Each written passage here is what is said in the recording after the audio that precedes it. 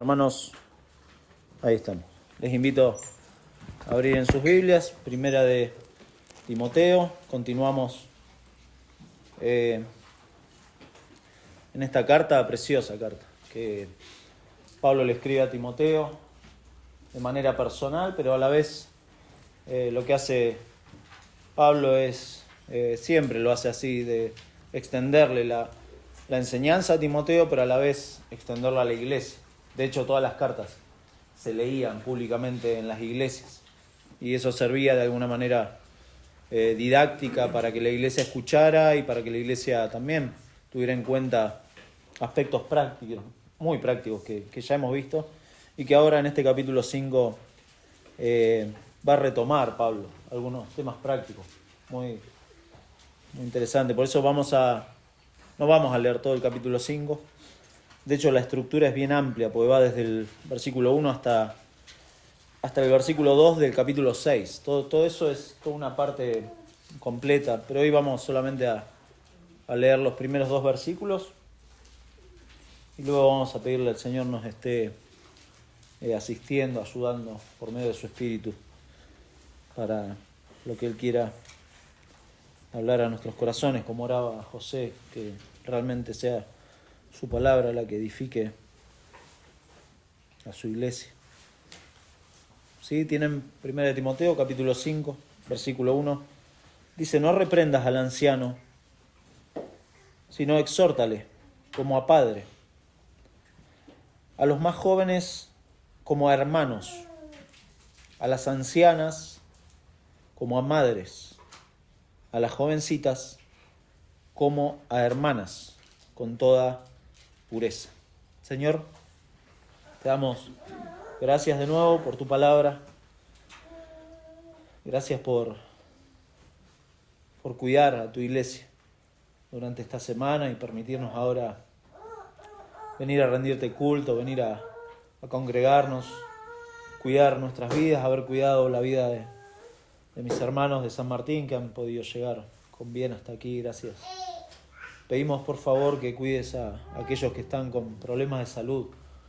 Hay varios hermanos que están padeciendo algún problema de salud y pedimos por favor, Señor, que conforme a tu voluntad estés sanándolos, estés guiándolos en este tiempo, que no solamente estén preocupados por su situación de salud, sino que en esto también puedan ver tu mano en sus vidas y puedan aprovechar este tiempo de reposo para acercarse a tu palabra, orar a ti, Señor, y que también nosotros que estamos aquí podamos preocuparnos en la semana por ellos.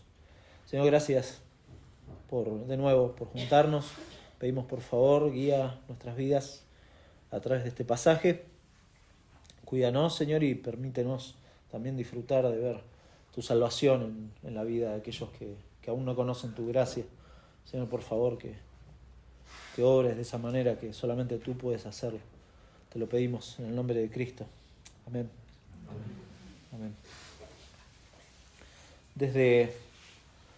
Si uno revisa, si uno hace como se le dice, una teología bíblica acerca de los casos que hay en la Biblia de desacuerdos o de problemas interpersonales, ¿no? Entre personas o incluso entre problemas familiares. Muy interesante, hay muchos casos, hay algunos que son emblemáticos, ¿no? Y tardaríamos muchos días en poder estudiarlos. Algunos conocen el caso de Caín y Abel, creo que es el caso, el primero que salta ahí a la vista acerca de problemas familiares, ¿no? No vamos a entrar en detalle, pero terminó mal, ¿no? Caín y Abel, Isaac con sus hijos también, problemas ahí familiares, Jacob y Esaú, todos lo recuerdan, tremendo, Jacob y Esaú ahí con la mamá, el papá, José, después y sus hermanos, José que soñaba cosas, ¿no? Y los hermanos que no se la bancaban, esa de que venga el soñador y les dijera, no, yo voy a gobernar sobre ustedes y qué sé yo. Y eso generó problemas familiares. De hecho, búsquenlo en Génesis. Solamente estamos hablando en Génesis. Pero si nos fuéramos un poquito más allá, también tenemos el caso de David con sus hijos, ¿no? Con Absalón en particular. Tremendo. Hubo otro, bueno, Salomón, después de que falleció Salomón, uno de sus hijos, Roboam, también otro caso, problemas familiares, problemas de carácter también, porque Roboam tuvo que pedir consejos, ¿se acuerdan? De cómo gobernar.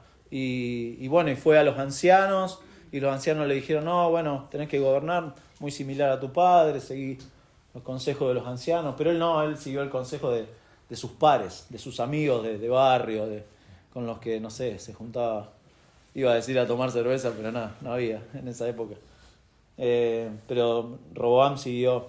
Y así hay un montón de casos. Por supuesto, todo es resultado de nuestro pecado, ¿no? Del pecado en el corazón de uno. ¿Por qué hay problemas interpersonales o problemas familiares? Y tenemos que arrancar por ahí, ¿no? Por el tema de cómo muchas veces el pecado nubla en nuestra mirada, nuestra forma de conducirnos. No sabemos cómo a veces resolver, por lo general nos lleva directamente a no poder resolver correctamente las cosas. Y queda ahí. Usamos esa frase que usa el mundo, ¿no? Bueno, el tiempo va a solucionar. No sé, no está en la Biblia. No está en la Biblia. El tiempo no soluciona nada. Uno tiene que solucionar porque el pecado está en uno, no en el tiempo, no como algo en el aire, ¿viste? Lo va a solucionar, ¿no? No pasa por ahí. De hecho, nuestros problemas con los demás muchas veces no los resolvemos porque no los abordamos bíblicamente, a la luz del Evangelio. Y no los abordamos. Suena muy linda esa frase también. Me puse a pensar en frases que decimos a la luz del Evangelio. Una frase como... quizá alguno la entiende, pero ¿qué significa hacer algo o resolver cosas a la luz del Evangelio? Bueno, en primer lugar, a la luz del Evangelio usted debe considerar la condición delante de Dios, ¿no? Es decir, si hay algún problema, ¿a quiénes involucra? Y si los que involucra son creyentes o no son creyentes. Entonces, a la luz del Evangelio uno puede entender un poco mejor esa situación, porque se supone que obviamente uno como creyente tiene que resolver. No puede dejar. Tiene que responder, tiene que resolver por obediencia al Señor, para la gloria del Señor. Tiene que resolver, claro. Y en respuesta a esa salvación inmerecida, si tengo un problema o si hay alguna historia en mi vida en donde no lo he resuelto, tengo que resolverlo delante del Señor, por amor al Señor. En segundo lugar, a la luz del Evangelio, o al decir esta frase, estamos considerando también el perdón de Dios. Muy importante, el perdón de Dios. Porque Él ha quitado la deuda que teníamos con Él, una deuda eterna. Y por lo tanto ahora miro de otra forma el pecado de otros, el pecado mío hacia otros, el pecado del mundo, lo veo de otra forma. Ya no lo veo con ese tinte de injusticias. A veces los pecados de otros hacia uno los miramos con qué injusticia. No, ya la mayor injusticia, como dice John Piper, el pecado más espectacular que se hizo sobre alguien fue sobre Jesucristo. Ese es el pecado más espectacular. No hay otro pecado más. No es que si alguien peca contra usted, no, esto es lo peor. No, lo peor ya pasó. Lo peor ya pasó en la cruz. Entonces, a la luz del Evangelio, ya las injusticias pierden como realmente el valor que nosotros le dábamos. Pero en tercer lugar, y es de alguna manera lo que vamos a ver hoy, en el Evangelio de Dios, y que Dios ha aplicado por medio de Cristo en la vida del creyente, nos ha dado obviamente una vida nueva, perdón de pecados, vida eterna, promesa de vida eterna, ya no hay condenación para el que está en Cristo. Pero además de todo eso, en el Evangelio, en la salvación, Cristo nos ha dado, nos ha puesto, nos provee de una familia espiritual llamada iglesia. Eso es lo que la Biblia nos dice, en lo cual el Evangelio y todas las verdades del Evangelio se ven de manera práctica. ¿De qué manera práctica el Evangelio se refleja en la iglesia? Por eso nos preguntamos cómo exhortar a otros en la iglesia. Pablo le ha escrito esta carta a Timoteo de manera, como dijimos, personal, se extiende a la iglesia, pero le habla puntualmente, y ahí en capítulo 3, versículos 14 y 15, vimos ya como el centro de esta carta. Y Pablo le dice: esto te escribo a Timoteo, aunque tengo la esperanza de ir pronto a verte, para que si tardo sepas cómo debes conducirte en la casa de Dios, que es la iglesia del Dios viviente, columna y baluarte de la verdad. Este es como el ombligo, diríamos, de esta carta. Y es por esta razón que Pablo le escribe acerca de cuestiones que hablan de lo práctico en la iglesia local.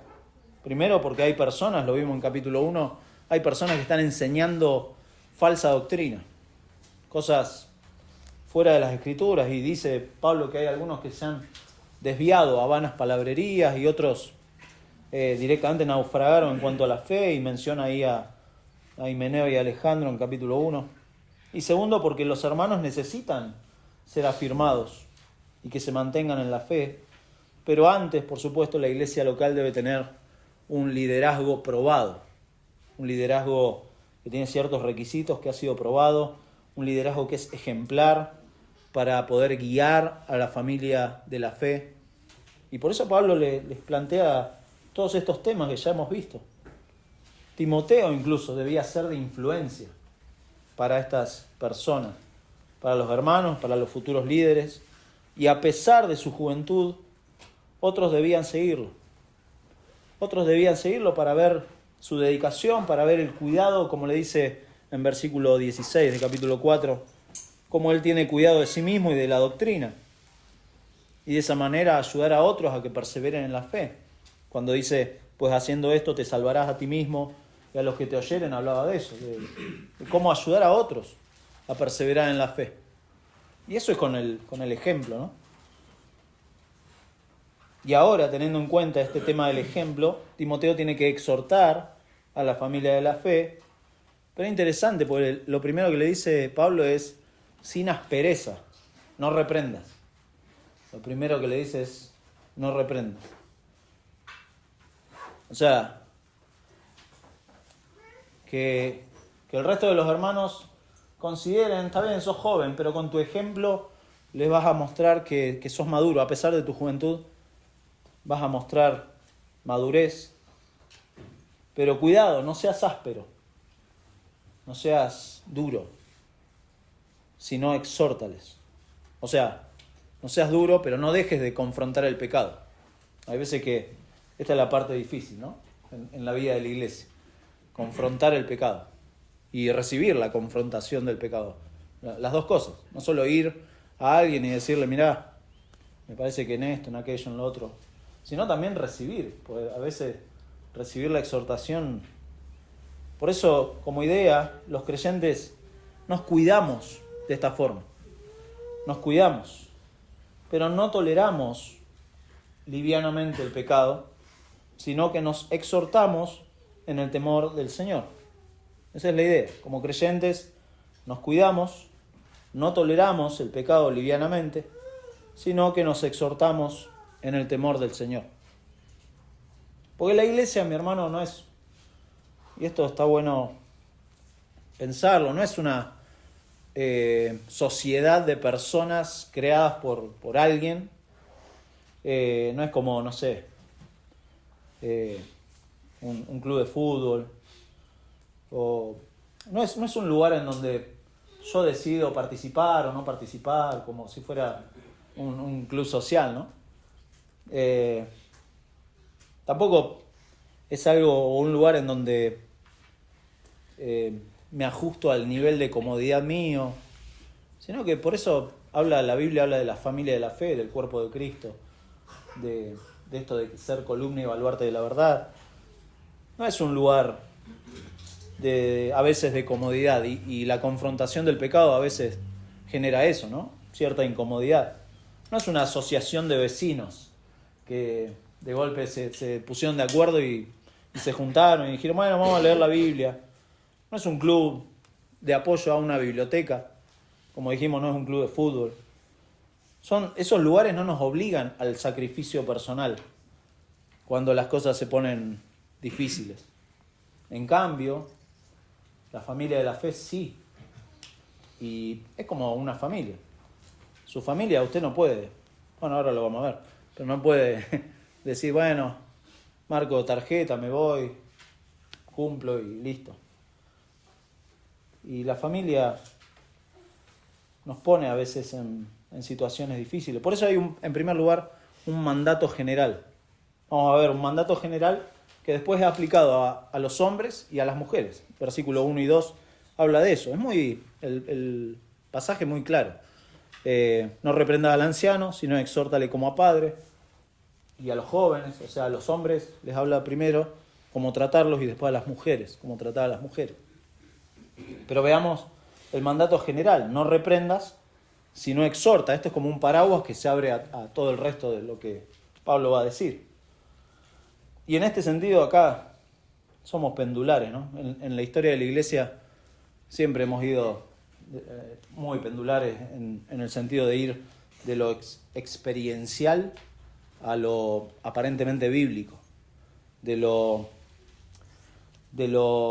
siempre al opuesto, de lo pragmático a lo aparentemente bíblico. Y ahora estamos como en un péndulo de volver a las escrituras, de volver a la predicación fiel de la palabra, pero siempre en algún momento algunas personas se van a oponer a esto y se va a ir a un péndulo de vuelta, de lo emocional, y siempre ha habido, si usted revisa, no lo vamos a hacer ahora, es como las dietas. Las dietas también, está la dieta keto y nos vamos a otro extremo, o no sé, o hago ayuno intermitente y después me voy no sé a dónde termino, a donde sea, como terminamos. O si no, hay otros casos en donde lo peor, ¿no? Esto de ir de turismo, de iglesia en iglesia, ¿viste? Hay personas que pasean por muchas iglesias porque no le gusta la música o no le gusta cómo se peina el pastor. Bueno, en mi caso no viene al caso.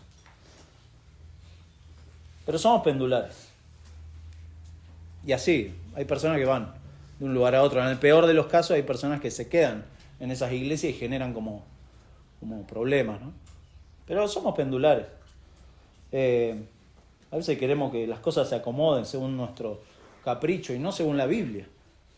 Y lamentablemente son casos en donde muchas personas no han entendido que la iglesia, como leímos recién, es la casa de Dios, la iglesia del Dios viviente. Que de hecho, fíjese que lo compara con una familia, cuando habla de los requisitos de los obispos, versículo 5, hace como un paréntesis ahí Pablo y dice, pues el que no sabe gobernar su propia casa, ¿cómo cuidará de la iglesia de Dios? Está comparando la iglesia de Dios con una casa, con una familia. Antes dice que esa familia está conformada por un grupo de pecadores, entonces la confrontación del pecado debería ser algo normal, la exhortación a obedecer al Señor debería ser algo normal. Pablo lo dijo en capítulo 1:15, dice, palabra fiel y digna de ser recibida por todos, que Cristo Jesús vino al mundo para salvar a los pecadores. Esa es la iglesia, son pecadores salvados por el Señor.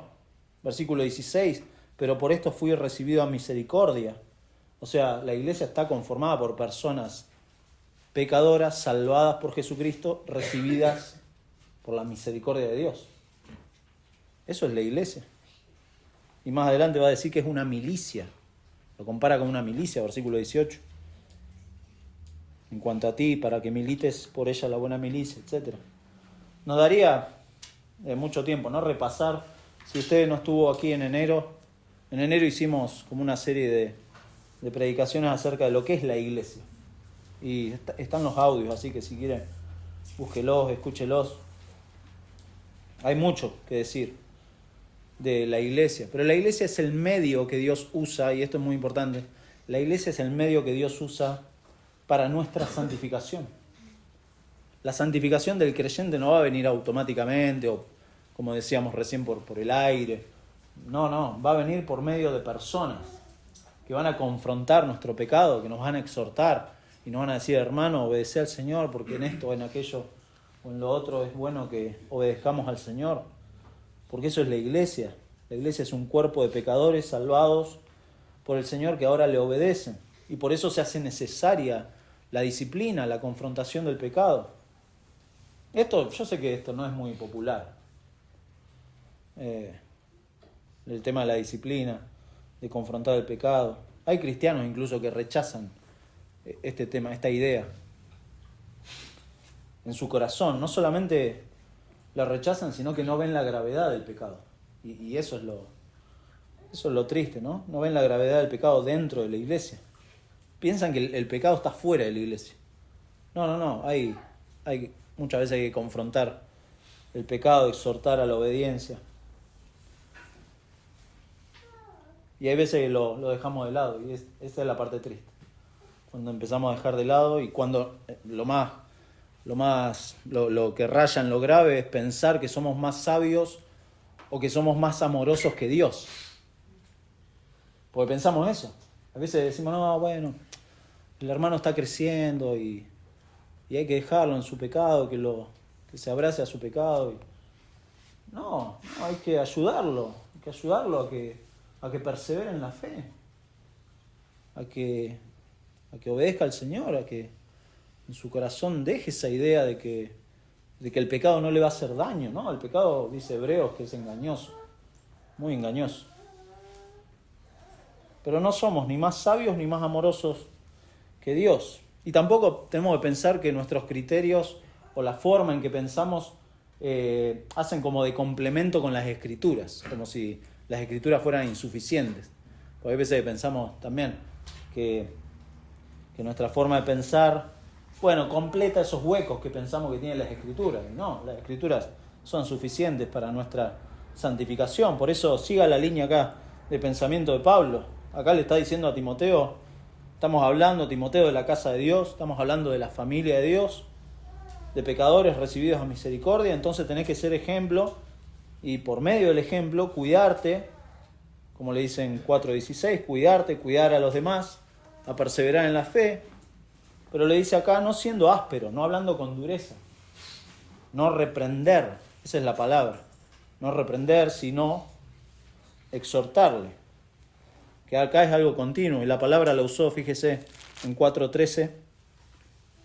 Esto es lo que le dijo a Timoteo, entre tanto que voy, ocúpate en la lectura, la exhortación y la enseñanza.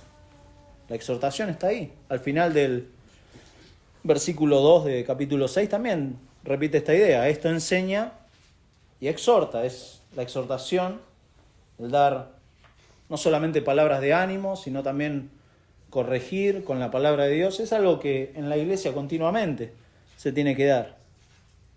Capítulo 5, versículo 21, te encarezco delante de Dios y del Señor Jesucristo.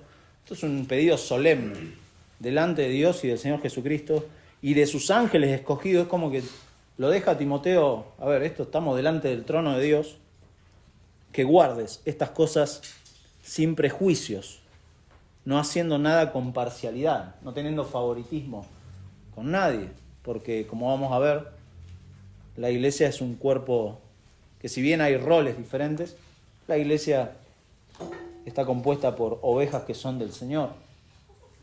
Y este mandato general es claro debido obviamente a la triste realidad que hasta que seamos glorificados nuestro corazón se va siempre a inclinar a motivos personales, a motivos egoístas, y a veces dejamos de ver la iglesia como familia. Nos pasa, dejamos de ver la iglesia como una familia y pasa a ser una actividad. Hoy domingo, pero mañana lunes tengo otras cosas que hacer. Y así, y a veces pasamos la vida así, como realmente no pensando que la iglesia es la familia en la fe en la cual Cristo, por su misericordia, me ha incluido. Si soy un verdadero creyente, ¿no? La iglesia no es un club, no es una asociación no, es mi familia. Y por eso se hace importante este tema de la exhortación. Si no existe esto, las cosas se desbandan. Eso pasa. se confunden los roles, como en una familia, ¿no? Imagínese su familia, ¿no? Que se confunden el rol de papá y de mamá. O que piensan los niños que tienen autoridad en su casa. Hay muchas familias en el mundo que usted los ve y ¿quién manda en la casa? Los hijos. Los hijos le ordenan la vida a los padres. Tremendo. Y no es así. Confundimos los roles. Pues no hay un orden claro, no hay objetivos claros. Y de igual manera en la iglesia a diario tenemos que recordarnos los cristianos las implicancias de ser familia y de exhortarnos a esto. Y una de esas cosas es la confrontación del pecado, la exhortación a obedecer al Señor. Porque somos una familia en la fe. De hecho, en Gálatas capítulo 6, pasaje conocido, ¿no? 6.1 dice hermanos, y usa la palabra para la relación familiar, adelphoi, hermanos, si alguno fuere sorprendido en alguna falta, vosotros los hermanos, no tiene que venir alguien de afuera a decirnos. Eso también es súper triste, ¿no? Cuando alguien de afuera te dice, no, pues en tu iglesia, fulano, mengano, no, es entre hermanos, no entre. Los de afuera no pueden venir ni a juzgar, ni a tratar de hacerse los super santos, ¿viste? Son excusas a veces. Hermanos, si alguno fuere sorprendido en alguna falta, vosotros, que sois espirituales, restauradle con espíritu de mansedumbre, considerándote a ti mismo, no sea que tú también seas tentado, sobrellevad los unos la carga de los otros, y cumplid así la ley de Cristo. Versículo 9, no nos cansemos pues de hacer bien, porque a su tiempo segaremos, si no desmayamos. Habla de la perseverancia, ¿no? Así que, según tengamos oportunidad, hagamos bien a todos, y mayormente a los de la familia de la fe. Es importante este tema de la exhortación. O algunos agarran este pasaje de Gálatas y dicen, bueno, no, es que me tengo que considerar a mí mismo y no puedo ir a exhortar a otros. No está diciendo eso el pasaje. Está diciendo considera que vos también podés ser tentado, pero no dejes de restaurar, de sobrellevar los unos la carga de los otros, de ir y cuidar al hermano. O sea, no.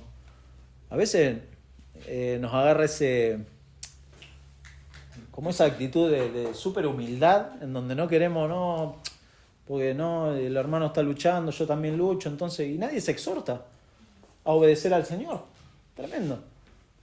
Y cada uno, como que nos cuidamos, ¿viste? Y nunca, y es re triste cuando después explota, ¿no? Porque vamos acumulando pecado, orgullo en el corazón y nadie me dice nada. Y de golpe explota la cosa. Y decís, ¿qué pasó acá? Y faltó esto. Faltó que quizá alguno me sorprendió en alguna falta y nadie me dijo nada. Pero tampoco yo fui honesto con mi hermano. Por eso es muy importante este tema del tema de la exhortación, es un mandato. No reprendas, no seas duro, sino exhórtale. Y exhórtale es un imperativo presente. O sea, es algo que es obligatorio y que hay que hacer continuamente. Exhórtale, pues está bien. Es parte de ser familia en la fe, de poder agarrar y decirnos las cosas en la cara y con amor delante del Señor y decir, bueno, las cosas son así, recordándonos lo que dice Efesios capítulo 2, de que no somos ni extranjeros ni advenedizos entre nosotros, no somos extraños, sino conciudadanos de los santos y miembros de la familia de Dios. Recordando esto, que estamos edificados sobre el fundamento de los apóstoles y profetas, siendo la principal piedra del ángulo Jesucristo mismo, en quien todo el edificio, está bueno esto porque nos hace recordar que el fundamento no es ni el pastor, no es ni un comité de iglesia, no, el fundamento es Jesucristo, en quien todo el edificio bien coordinado va creciendo, o sea, hay una idea de crecimiento para ser un templo santo en el Señor. Ese es el objetivo que el Señor quiere para con su iglesia. que sea un templo santo, en quien vosotros también sois juntamente edificados para morada de Dios en el Espíritu.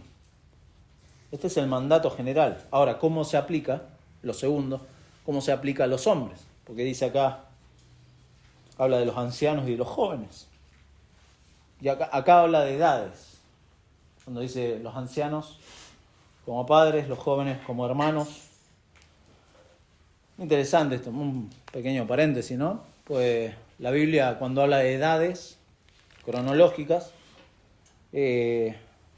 no hace todo ese, como hace el mundo, ¿no? Hoy, y la filosofía de este mundo, que bueno, hay diferentes como espectros de edades y lo amplían de una manera tremenda. Si es un tema cronológico, o sea, del crecimiento biológico, está bien. Hay una infancia, hay una juventud, hay una tercera edad, como se le dice. No sé cuál es la segunda o si hay una cuarta. El problema es cuando el tema de las edades, según la filosofía de este mundo, no es por el crecimiento orgánico, sino por el crecimiento de madurez o de comportamiento. Y empiezan a hablar de la edad mental de la persona, o la edad psicológica de la persona, o la edad social de la persona. ¿Has escuchado eso? La edad social. ¿Qué edad social tiene? O algunos van a otro extremo y se autoperciben con edades, de diferentes edades. Bueno, eso habla de la madurez en el comportamiento, o en las emociones, cosas que son incomprobables. No hay forma de comprobar eso. La Biblia sí pone y habla de que crecemos cronológicamente. Y si hay un desfasaje en nuestro crecimiento, si hay un desfasaje, por ejemplo, alguien, no sé, hoy se habla de que la adolescencia, por ejemplo, se extendió hasta los, 40 años. Lo he escuchado, ¿no? ¿Y realmente es así? ¿Cómo es la cosa? No es que se extendió, de manera biológica, sino que el comportamiento de las personas tiene un problema, ¿no? El comportamiento de las personas son más irresponsables, más complacientes con su pecado, y entonces, claro, y esto se va a seguir extendiendo, imagínense. La Biblia habla de cosas muy concretas, ¿no? Y habla, por ejemplo, 2 de Pedro 3:18, dice crecer en la gracia. Habla de crecimiento, crecer en la gracia. Filipenses 1:6, el que comenzó en vosotros la buena obra, la perfeccionará hasta el día de Jesucristo. Habla de crecimiento. El cristiano crece en madurez. Y de hecho en Hebreos hay un pasaje que ya lo hemos leído, conocido, de Hebreos capítulo 5. Hay como un reclamo del autor de Hebreos. Y le dice en 5:14, pero el alimento sólido es para los que han alcanzado madurez, para los que por el uso tienen los sentidos ejercitados en el discernimiento del bien y del mal. O sea, conforme uno va creciendo, uno va discerniendo, uno va leyendo la palabra de Dios y va entendiendo qué cosas hay que obedecer al Señor, qué cosas no, ejercito la piedad. Bueno, voy a ir creciendo. Por tanto, les dice en 6:1, dejando ya los rudimentos de la doctrina de Cristo, vamos adelante a la perfección, no echando otra vez el fundamento del arrepentimiento, de obras muertas, de la fe en Dios, de la doctrina de bautismo, etc. Es como que el autor de Hebreos le está diciendo, vamos, macho, hay que crecer en la fe. No existe, y eso es importante aclararlo, no existe el cristiano que se estanca.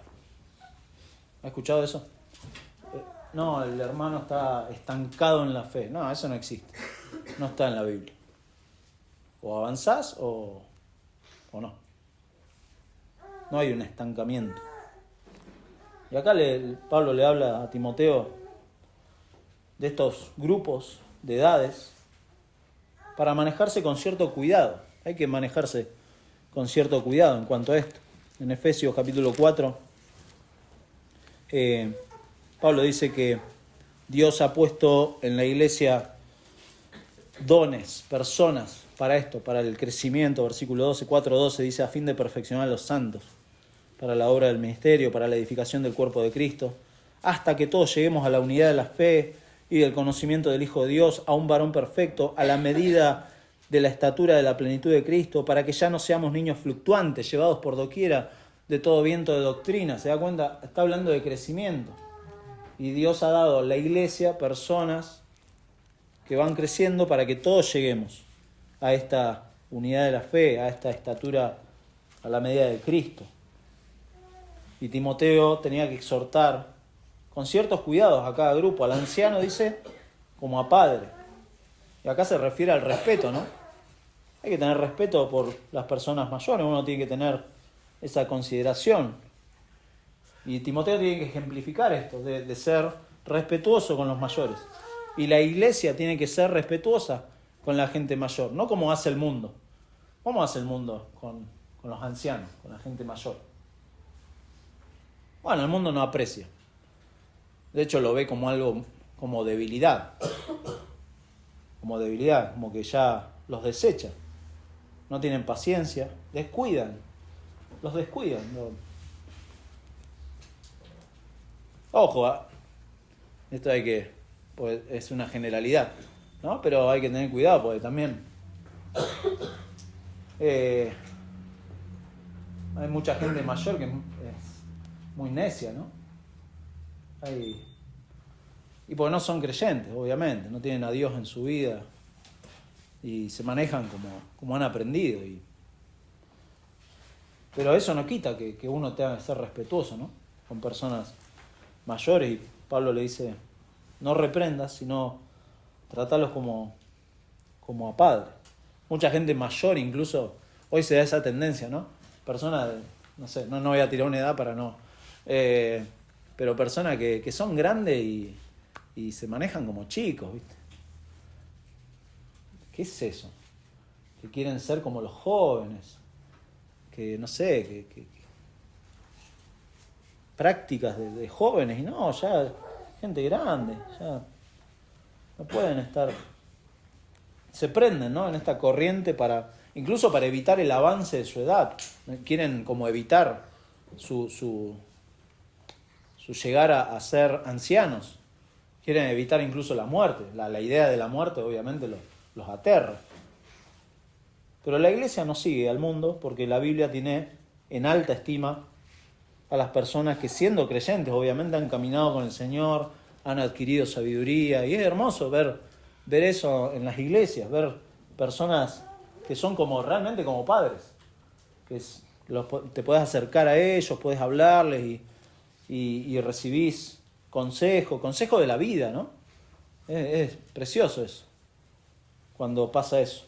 Proverbios habla mucho de esta cuestión, no vamos solamente a algunos pasajes, me anoté varios, pero Proverbios capítulo 16, versículo 31,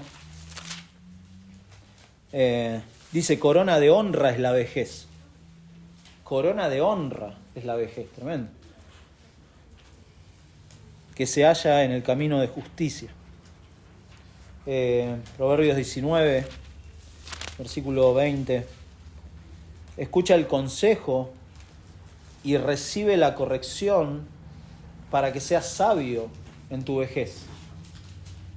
De nuevo, el tema de la corrección durante toda la vida, para que cuando uno sea ya más anciano, sea sabio en estas cosas. Capítulo 20, ahí de Proverbios también, versículo 29, dice, la gloria de los jóvenes es su fuerza, y la hermosura de los ancianos es su vejez. La hermosura de los ancianos, hermoso, claro.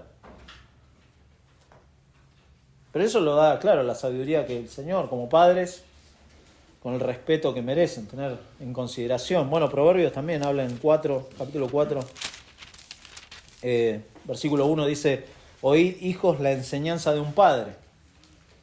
Y cuando dice la enseñanza de un padre, no solamente está hablando Salomón como a hijo al que está escribiendo, sino la enseñanza de personas que son mayores, que son como un padre. y estad atentos para que conozcáis cordura, porque os doy buena enseñanza.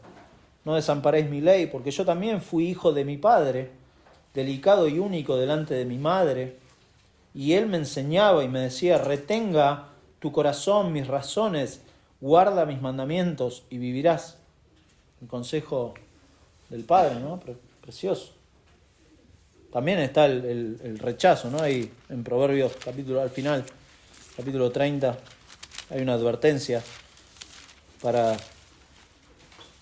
quienes rechazan los consejos de los padres.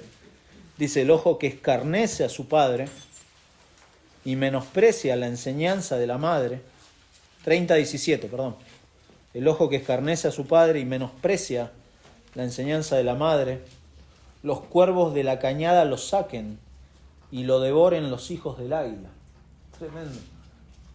Tremendo. Para Dios no es algo liviano este tema de cómo consideramos a nuestros padres. De hecho, en Éxodo 21 hay pena de muerte.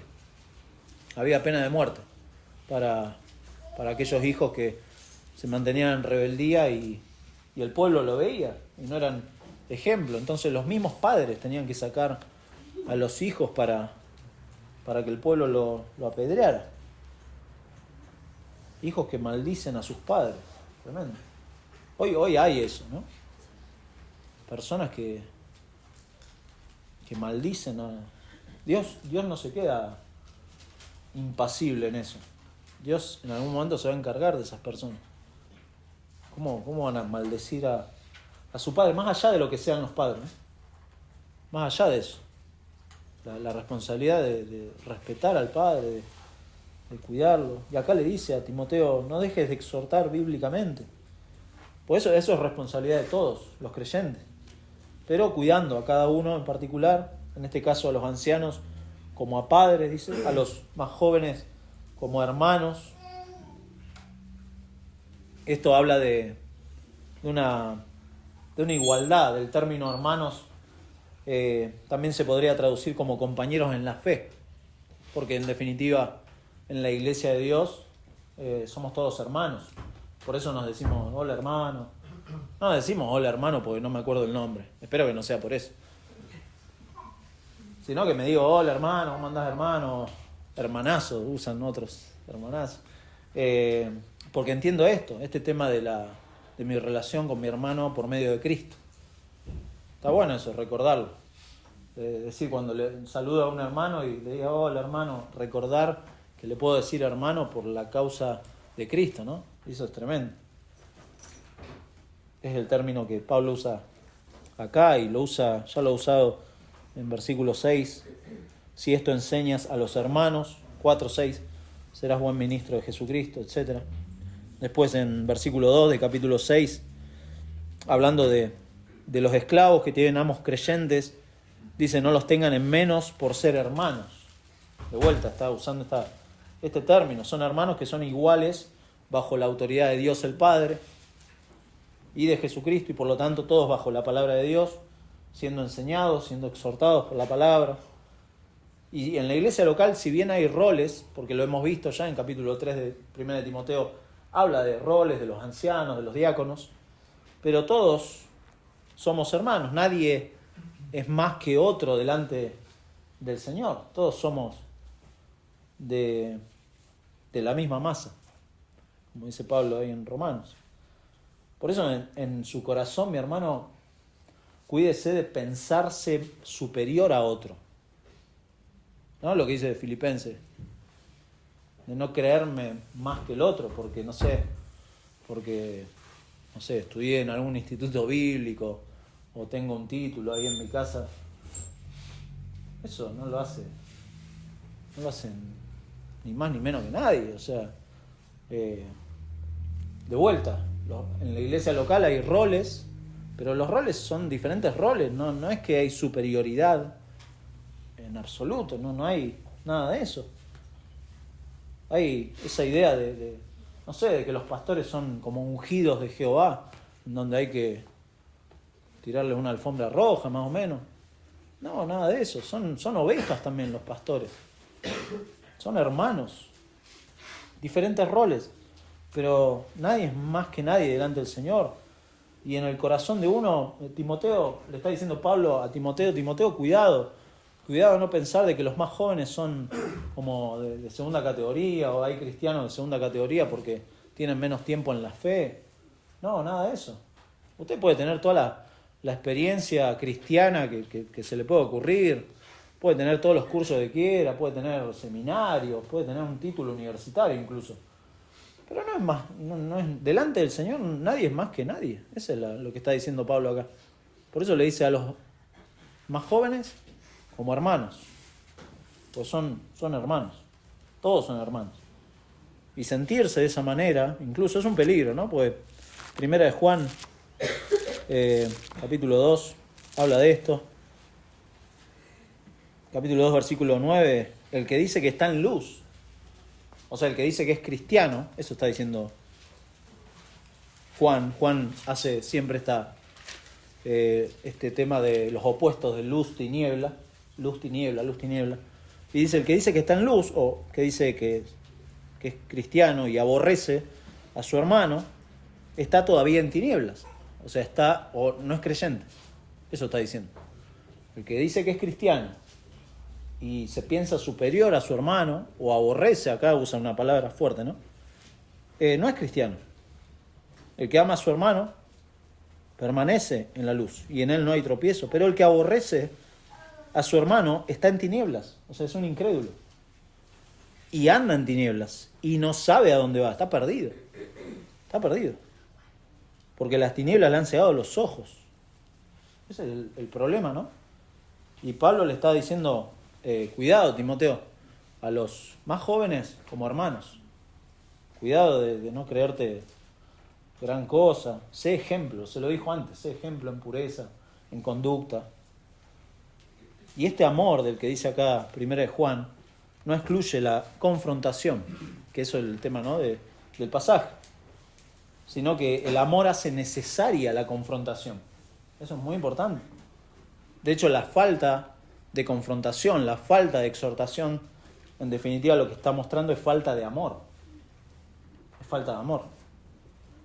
Entonces vimos este mandato general, a tener cuidado en el trato los unos con los otros. Bueno, si uno quisiera profundizar en esto, en la Biblia hay muchos pasajes que hablan de los unos a los otros.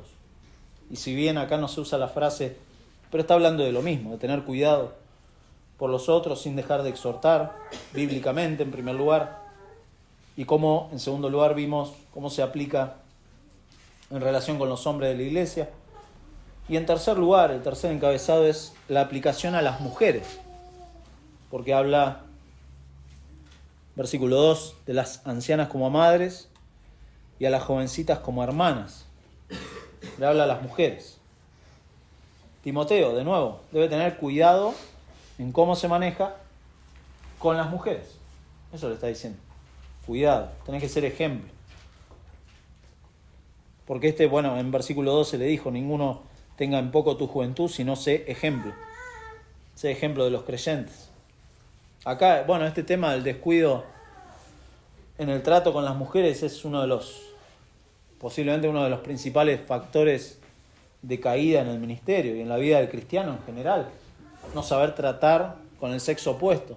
Acá habla Timoteo a las mujeres, pero podemos pensar sin duda en el principio de cómo tratamos con el sexo opuesto.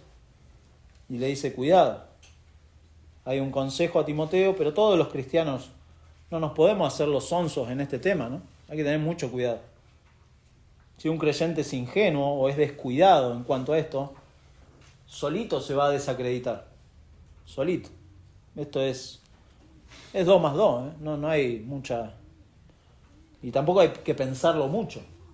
Hay que ser concreto. Decir, no, uno tiene que ser cuidadoso con esto. No puedo hacerme el banana en este sentido. Piense en los que en la Biblia hay muchos casos de caídas por causa de ser descuidados en cuanto a la relación con las mujeres. Y hay casos de sobra en el mundo cristiano, ¿no? De personas que no han sabido cuidarse y, como dice acá, no han cuidado a las ancianas como madres y a las jovencitas como hermanas. En primer lugar, habla de las ancianas, muy parecido a lo que habló de los hombres mayores. Acá habla de las mujeres mayores. Obviamente no podemos poner un parámetro general, ¿no?, en cuanto a las madres, porque lamentablemente el pecado, el mundo, ha generado un sinfín de formas de cómo se tratan a las madres. Cómo los niños tratan a sus madres. Es un tema. A veces los padres hemos provisto el terreno para que los hijos traten mal a sus madres. Y eso el mundo lo promueve, lo festeja. No sé si se ha dado cuenta, hay veces que uno va, por ejemplo, al supermercado. Esa es la típica, ¿no? La del supermercado, que van con el carrito y qué sé yo, y llegan a la parte de los dulces. Hoy, gracias a Dios, lo pusieron en otros espacios. Pero igual pasan por ahí y vos ves niños que y empieza todo un batifondo de un lío, se arma un lío. Y bueno, ves a los padres como tratando de calmar y qué sé yo. Y en ocasiones ves niños maltratando a su madre, tirándole algo o tirándole el manotazo. Cuidado, eso. Bueno, en el mundo, ¿qué podés esperar? Pero si entre cristianos pasa eso, los padres tienen que ser los primeros en saltar y decir, no, es mi esposa. Cuidar. No es así. Y y de hecho también el rol de las madres se ha corrompido también por esto que hablábamos del estereotipo que el mundo promueve de lo que tiene que ser una madre. No entiende nada el mundo. Y entonces vos ves madres que tienen hijos chiquitos y se van de boliche o tienen vidas como separadas dentro de la casa. El padre se va con sus amigos como un asado y la madre hace su vida y los hijos quedan con los abuelos. Una cosa que no sé, no termina bien eso. Tenemos que ver esto bíblicamente.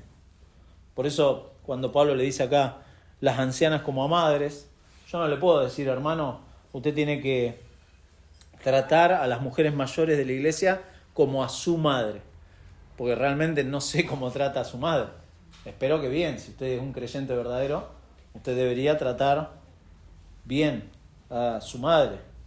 Pero si su relación con su madre es un desastre y necesita corregirla, hágalo, porque posiblemente son cosas que uno en la vida de la fe lo va corrigiendo. Ya vimos en Éxodo, hay un mandamiento, ¿no? Honrarás a tu padre y a tu madre. Y no hay que discutir mucho. Pero hay un caso, y no iba a decir una frase que no tengo que decirla. Filipenses, acompáñenme a Filipenses. Hay un caso en donde Pablo trata un tema y es hermoso cómo lo trata, un tema de relación entre dos hermanas en la iglesia. Filipenses capítulo 4. Filipenses capítulo 4. Versículo 1. Dice, así que, hermanos míos amados y deseados, gozo y corona mía, estad así, firmes en el Señor, amados. Ruego a Evodia y a Síntique que sean de un mismo sentir en el Señor.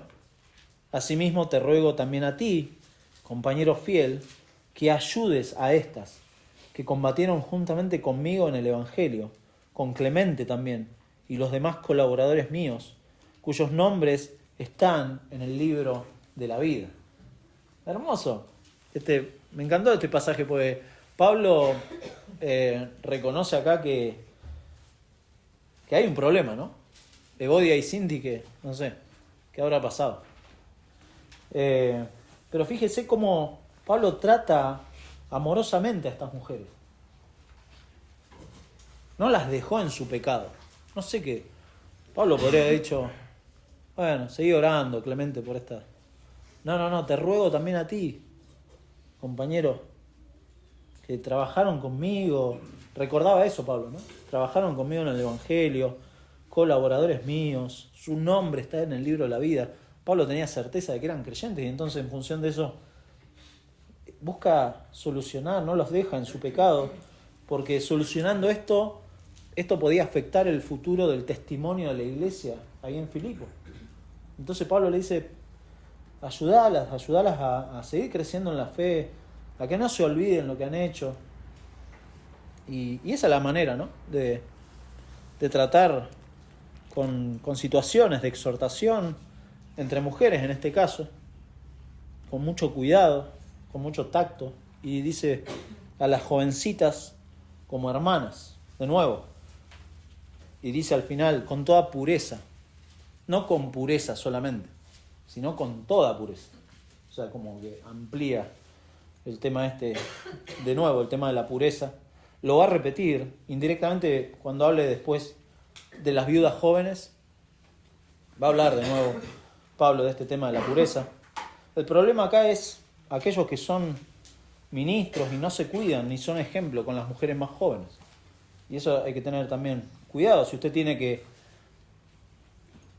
porque algunos plantean, bueno, es solamente para los pastores esto. No, en realidad es cualquier creyente.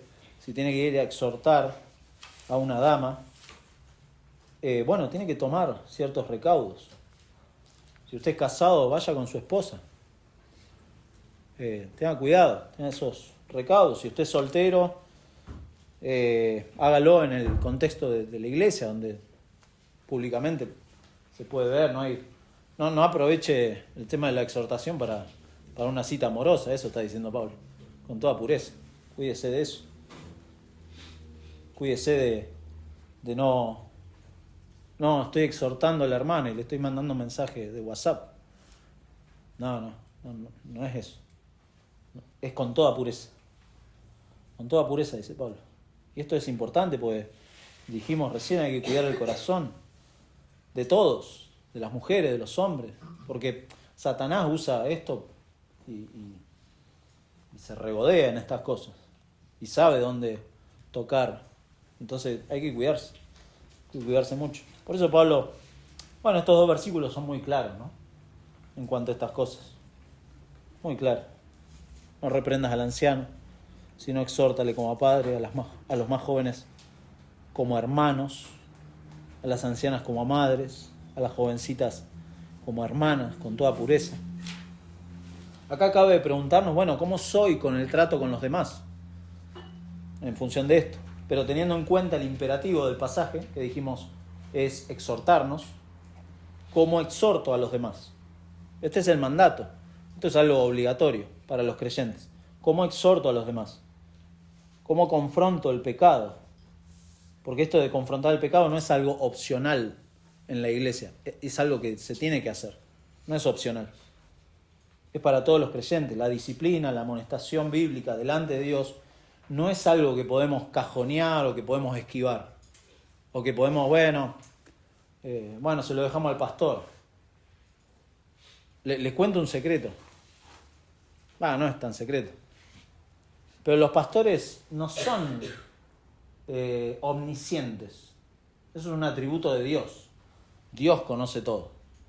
Dios sabe todo. Pero los pastores no. Y mis hermanos tampoco. Por eso Gálatas 6:1 y 2. Si alguno es sorprendido, y no está hablando de los pastores, está hablando de la vida cotidiana de la iglesia. Si yo veo a mi hermano en un pecado, tengo que ir a exhortarlo yo. O sea, no tengo que voy a empezar a orar por el hermano para que el pastor se dé cuenta en algún momento y vaya y solucione eso. No, es uno el que uno tiene la responsabilidad. ¿Cómo? Porque imagínese, ¿no? Y si no, ore para que los pastores tengan omnisciencia, no sé. Pero si no nos enteramos. Hay cosas que no nos enteramos, ¿eh? No las sabemos. No, se debería hacer esto, aquello en la iglesia. No, pues este hermano, aquel otro. Pero los pastores no se enteran. Es así. Por eso es importante este tema de la confrontación, de la disciplina, de la amonestación delante de Dios. Porque tarde o temprano, mi hermano, esto es, como dijimos al principio, es una familia. Y como familia en la fe, aquellas cosas que no son confrontadas a tiempo, en algún momento explotan y generan discordias mayores. Eso es de vuelta, es 2 más 2. Quedan ahí cajoneadas y después pasan factura. Y la pasada de factura en la iglesia local no tiene lugar. No es de creyente. No es de creyente. Por eso la nota dominante de este pasaje es la responsabilidad y la autoridad de un ministro de Dios para ofrecer instrucción a la iglesia, aunque debe hacerlo con respeto a cada grupo de edad. Y la enseñanza cristiana acá de la hermandad, del valor de la familia en la fe, muy importante. El mundo, mi hermano, nuestro corazón también engañoso, Satanás mismo, a través de las formas de pensamiento que hay en este mundo, van a poner en duda, van a tergiversar este tema del valor de la familia de la fe. Y van a hacer que en nuestra mente pensemos que la iglesia es solamente un pasatiempo, como dijimos, o una actividad, o algo de fin de semana, y que las personas que se reúnen conmigo son participantes de esta actividad y nada más.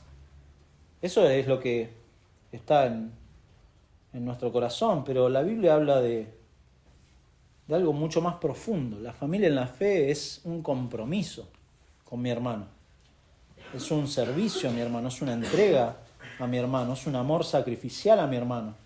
Y todo esto implica que yo le diga a mi hermano, hermano. Si yo le digo a mi hermano, hermano, es porque le estoy diciendo, yo tengo un compromiso con vos.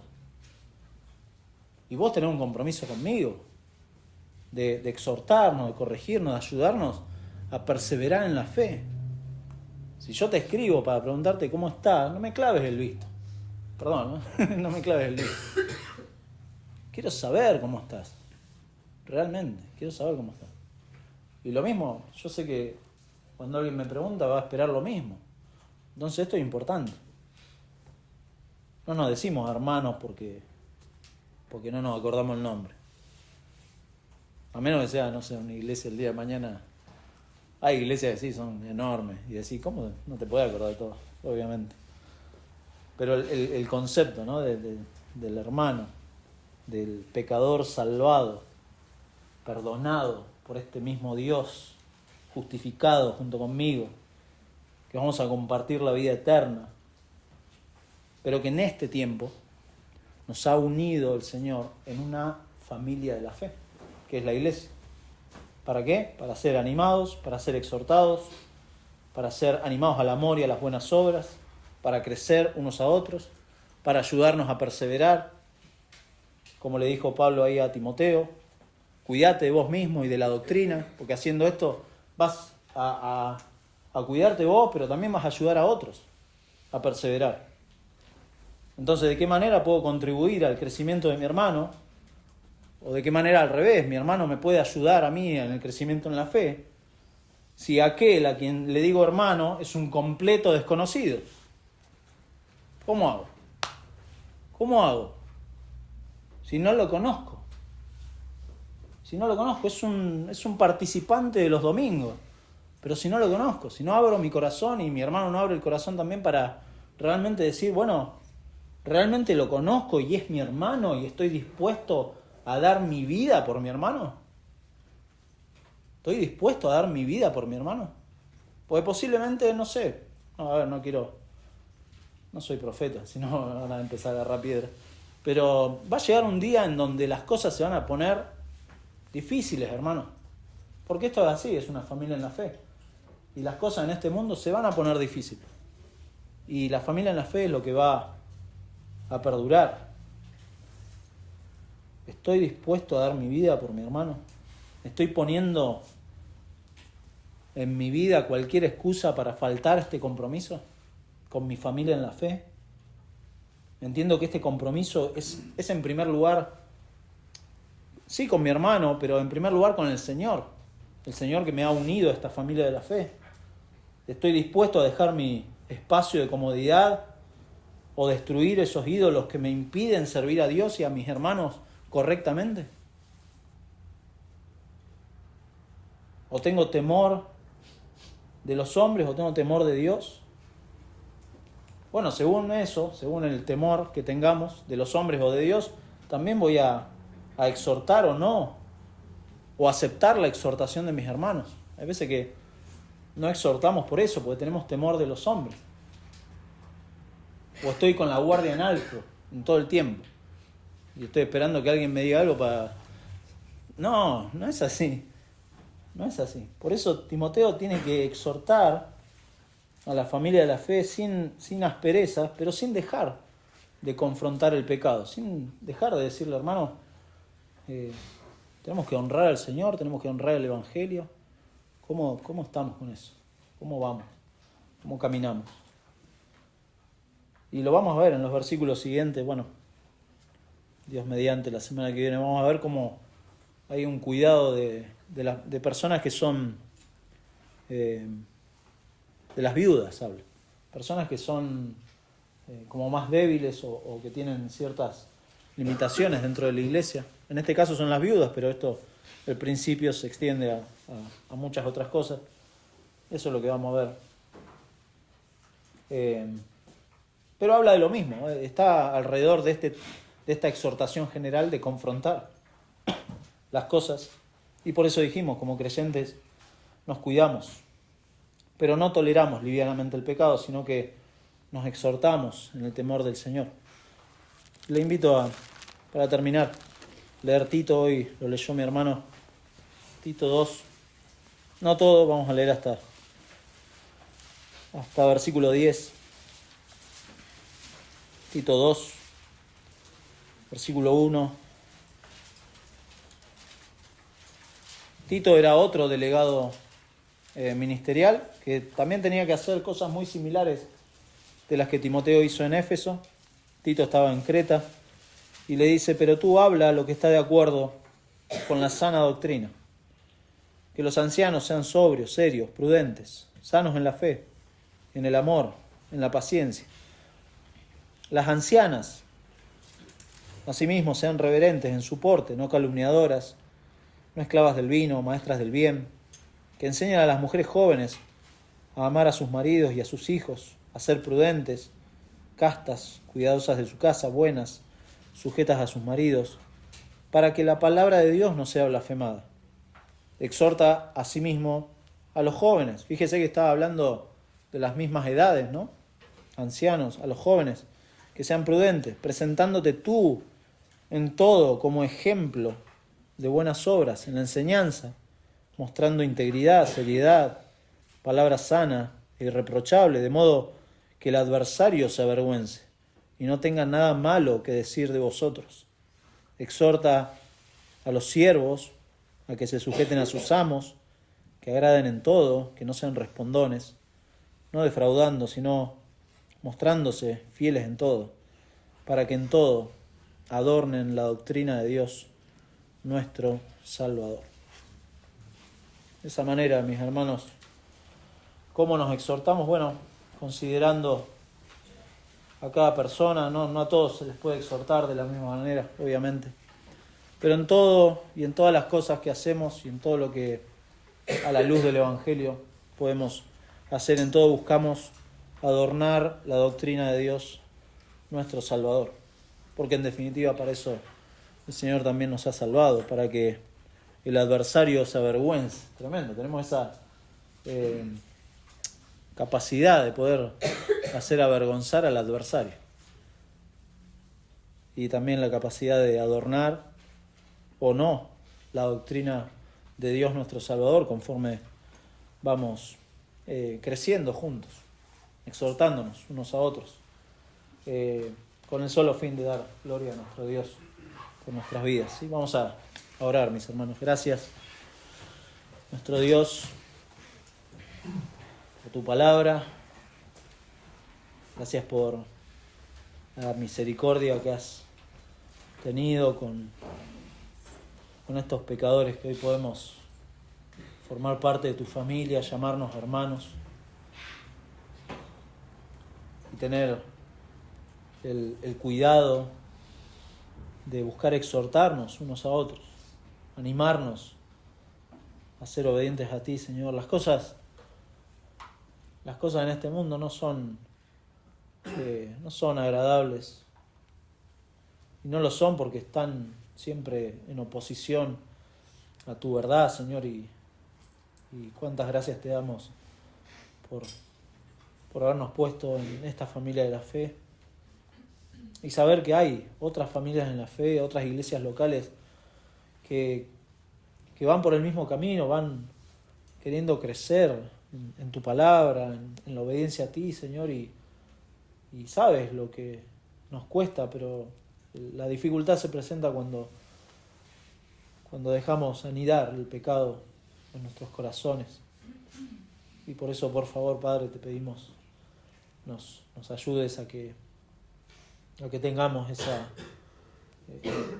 ese sentimiento de urgencia al ver que hay un gran peligro al dejar que el pecado no se corrija. Señor, ayúdanos, por favor, porque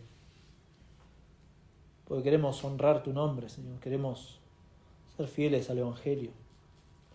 Para eso nos has dejado, para proclamar a Cristo hasta que tú vengas, pero, Señor, también para ser ejemplo a nuestros hermanos y también ser una luz en medio de tanta oscuridad, Señor. Rogamos, por favor, que realmente nuestras vidas como ejemplo sean un aval firme para también presentar el Evangelio a aquellos que no te conocen, Señor. Pedimos, por favor, que si hay aquí corazones que te rechazan, que aún se mantienen en rebeldía contra ti, que les ablandes sus corazones, Señor, que vean el peligro en el que están, que vean que están yendo a condenación, Señor, y si no tienen a Cristo, no tienen nada, Señor. Por favor, te ruego que seamos medios también para, durante esta semana, también llevar el Evangelio a aquellos amigos, vecinos, familiares que no te conocen, que tengamos el valor de hacerlo, recordando que otros tuvieron el valor de acercarnos el Evangelio a nuestras vidas, Señor, y de esa manera tú obraste. Y por esa causa, Señor, que seamos agradecidos por haber sido alcanzados a misericordia para también llevarle a otros esta esperanza preciosa, Señor. Rogamos, ayúdanos, por favor, el resto de este día, de esta semana, y muchas gracias de nuevo por tu palabra, que es el principal medio por el cual tu iglesia crece, se afirma y puede ayudar a otros a afirmarse en la fe también, Señor. Gracias por este día, en el nombre de Jesús oramos. Amén.